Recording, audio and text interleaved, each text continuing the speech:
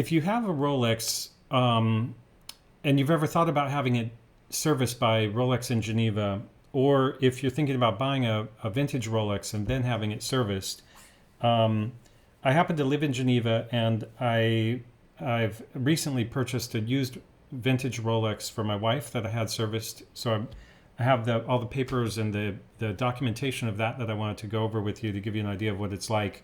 And then I also have my own Rolex that I inherited from my dad when I was 12 years old, and it's been revised a couple of times by Rolex in Geneva as well. So I have that experience. I just don't have the documentation of it. But the prices and the process are fairly consistent over time and similar in my experience. So the first thing I want to check, because I wanted to look at this. This is the auction on the Swiss website called Ricardo, which is like the Swiss version of eBay. This was the auction for this Rolex that I bought for my wife. But I wanted to look at something which is it's kind of hard to find. But if I date just 1601 1962.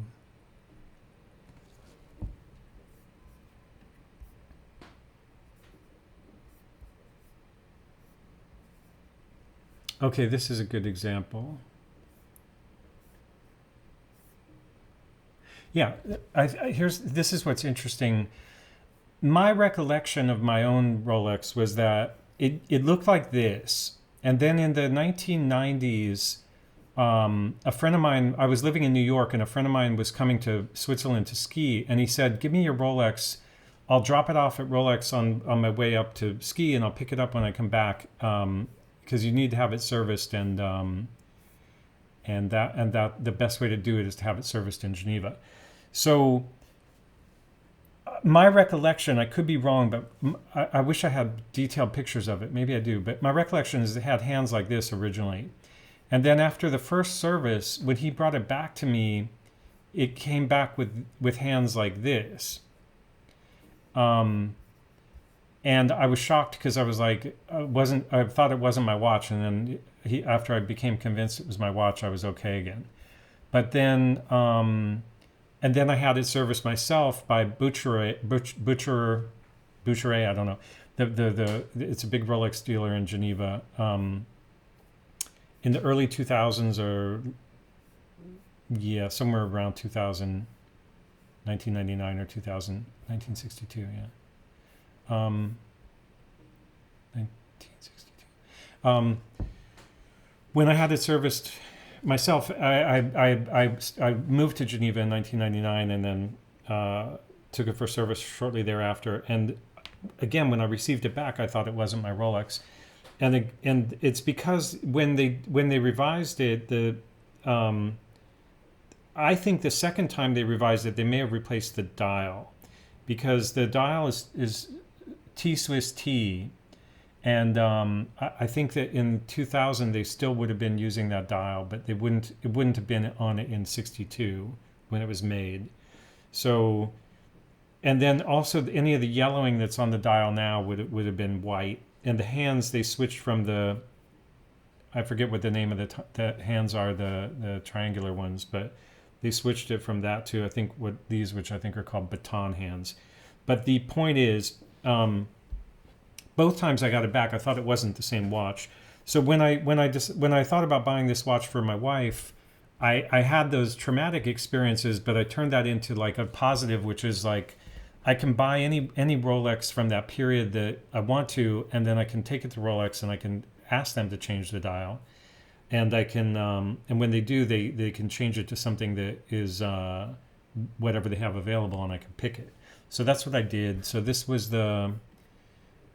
what I bought on auction, and it had this gold dial with white paint, and it did have similar baton hands.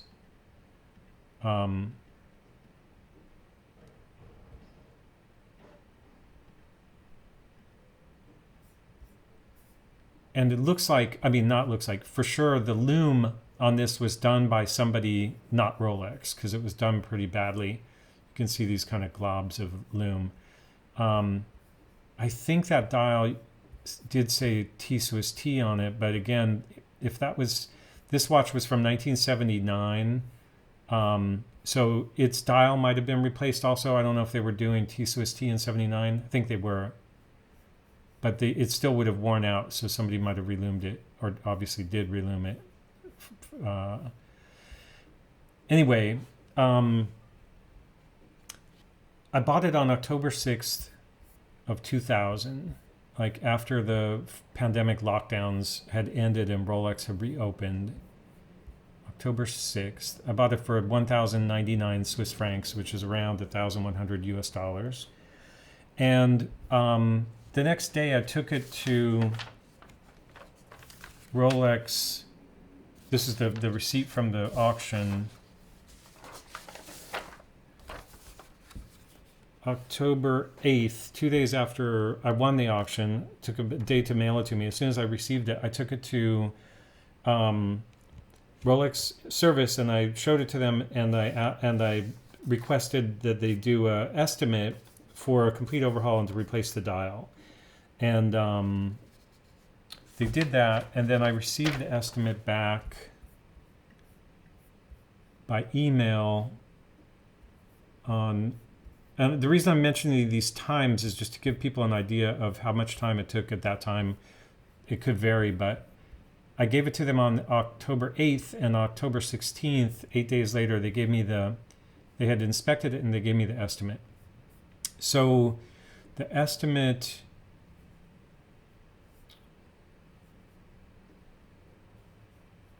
I had requested overhaul and replace the dial, and they analyzed the watch, and they also offered me to replace the bezel, the case middle part, which is the main case, the crown, the case back, and the clasp buckle, which was this. At that time, it didn't have the oyster band on it; it had this band. So they noted that those things were worn, and then they gave me a list of the necessary work that had to be done, which included the overhaul of the movement and replacing the crown. And I'm not sure why, maybe just because it was a worn gold crown. I think that was like, whatever, they said that was necessary. So that meant at that point, I could have just paid 860 francs and had it refurbished without any change in the dial. And then they also offered optionally, because of the wear on the other parts, that I could replace. So the dial and hands they knew I was going to do that, but they offered to replace the bezel, the gold bezel, the case middle part, which is the whole case, or the main part of the case, and then the case back.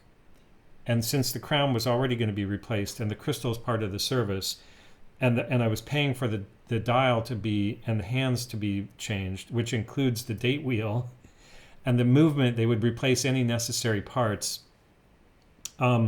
Basically, what I thought was interesting about this is that I could have had them replace the watch.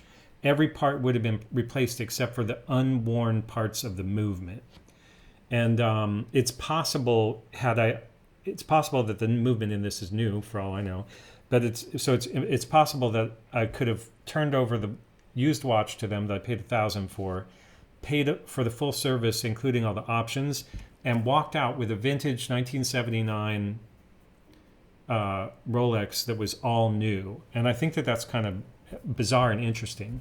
The cost of that would have been $860 plus 2,600. So it would have been what's that, like 3,600 Swiss francs, not including the 1,100 I paid for the watch itself. So it would have been about 4,700 to have a brand new 1979 Rolex.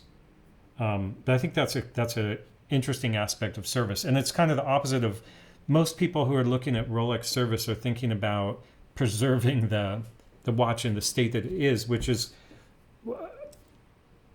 it's a personal preference, I guess. It depends on what watch you have. When I had this watch serviced, the times that I did, I feel like I was just not conscious of the choices to preserve it. And I probably wouldn't have done it anyway, but I wasn't like a watch person at that point. Not that I am now really, but um, if I could go back and redo it all, I probably would have tried to keep my dad's watch original from the beginning. But I was just kind of going along with whatever the recommendation was during those years.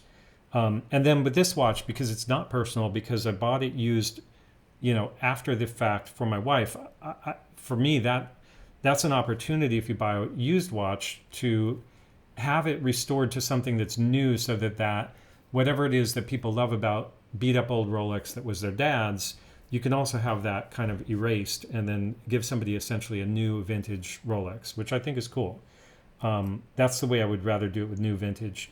The other thing is if you buy like a Rolex with a case back that's been engraved and you just want to change that, I think in general that's going to be possible through the normal service path or whatever. So they offered me the estimate, and then on the estimate there's a check boxes. So I just checked it. The necessary works I accepted, and I wanted to replace the dial and hands, and I wanted to replace the case back, and then I sent that back, and then that was October. What did we say? October 16th, and then I also bought this stainless steel and gold bracelet in the few days after buying the watch. So I delivered it to them, and when I gave them the watch, they gave me a receipt for the watch, and then when I gave them the oyster band, oh, you can't see that. So they gave me a receipt for the watch, and then they gave me a receipt for the bracelet. And then when they gave it back to me, because I brought my wife there to have it fitted, they put the bracelet, which they had polished as part of the service, on the watch.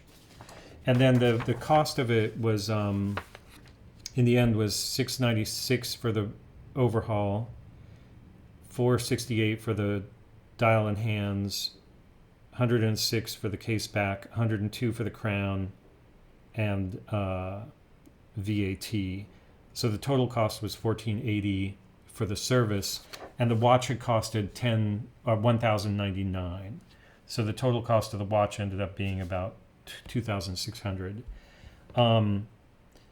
And there was something else I wanted to mention about this. The estimate numbers are slightly different because they included VAT, and the way it's calculated on the final invoice, the VAT is at the bottom. But everything that they said they would do, they did exactly what they said at exactly the cost that they said it was going to be, with all those options. And I've seen people say things like online that Rolex doesn't service watches that are over 25 years old, which is not true, because this is 43 years old. This is 60 years old. And I've also heard them say that they will insist that you replace the dial and the hands. And I guess it's possible, but because I do think it's weird. Like the times I didn't push for it, that I don't recall pushing for them to do it, they did do it. They probably asked me first, and I just said yes. In this case, I definitely wanted to do that, and I went in and I said I wanted to do it, and then they left it as an option, which is nice, in case I change my mind. But in general, I don't think that they force you to do that. Now, the good thing about changing the dial, if you're not into that sentimental aspect of keeping the same dial and hands forever, the good thing is they'll change it. Like on this one, which is a vintage, the dial that they replaced it with is exactly like the vintage dial, but it actually has new Luminova lume on it. You can't see it, and it's too bright I have a skylight over there, so I can't turn off the lights right now to show you, but basically there are lume dots on the indices and on the hands, and those are super Luminova. So like where it says Swiss made, it doesn't say Swiss made Swiss T. So somebody buying this watch later would know that this was not the original dial, which again, it's not a problem, but if you want to actually use the watch, it's nice to have the watch glow in the dark. And then this one, you can see it says Swiss T, which means that this is a tritium dial. And I know that this dial that has no lume left in the on the indices, but the hands still do have lume, and that's I think because the hands were replaced in the most recent service with Luminova. But again, I don't have as good of memory, and I don't have document of what happened with this watch. But this one, even though this was my father's and it's sentimental to me, because it's already had parts changed in the dial and the hands over the years, I would keep doing that, and it still maintains that sentimental value for me. The bracelet, I have the original bracelet. This is a slightly more modern bracelet. People who know this bracelet would know that the original bracelet was like a crimped links rolled steel, and I still have that. But I like to modernize watches, and in particular for the lume, because if it doesn't have lume, I almost don't want to wear it. So the sentimental value is passed on by whatever you value about the watch, and usefulness being one of the things I value. I don't mind having things changed. The other thing is watch collectors collecting watches that might be worth tens of thousands of dollars, even if it is, or maybe even more so if it's an heirloom. They have two reasons to keep it original, because it does preserve the value better usually, and the sentimental value.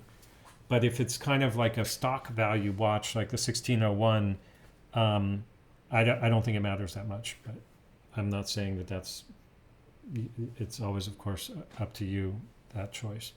Anyway, my experience with Rolex service has been incredible, and that's what I want to share. And I think that knowing those numbers, they're probably similar. The fact that the gold bezel, the offer on the gold bezel was 1,000. Did I go over those numbers? I think I did. Replacing the bezel would have been 1,080. That seems like a lot, and replacing the case was another 1,000, which also seems like a lot. But when you think about that total number, which I did talk about, it's interesting because it kind of divides out as if you were buying a new Rolex. So the parts add up to the to this other thing, which is kind of Rolex's thing, which is like the watches don't go down in value. So it's also kind of like when you start reaching back through time and saying like, I'd like to replace the case on this, the cases increase in price enough that you don't, in the end, if you try to do the thing like buying a vintage watch and having it completely replaced, it's going to be vintage styling, but it's going to cost you about the same as a new Rolex anyway. So that's that's probably how they calibrate their pricing. Because this watch, if you go back to 1979 and pay 1979 price for it, I'm not sure what it cost, but it was probably under 1,000. I don't know. I could research that, but the prices in all the parts have gone up to kind of in parallel with the price of whatever the modern version of that watch is. Okay, enough of that. I hope you found that interesting. If you're in the market for Rolex plus service or service only on an old Rolex, I hope that's helpful. Thanks for watching.